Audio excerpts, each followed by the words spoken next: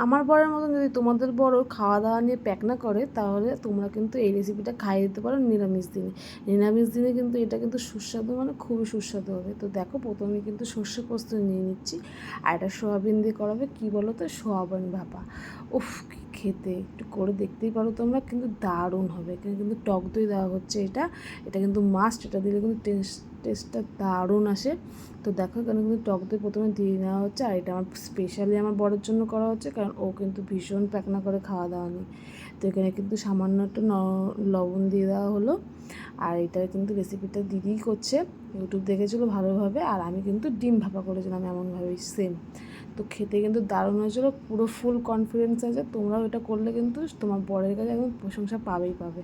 এখানে সর্ষের তেল দেওয়া হয়েছে, আর তো এখানে সর্ষের পোস্তটা বেটেই নেওয়া হয়েছে দেখলে প্রথমে। এটা কিন্তু সামান্য হলুদ, নুন আর কাঁচা লঙ্কা দিয়ে পেস্ট করা হয়েছে।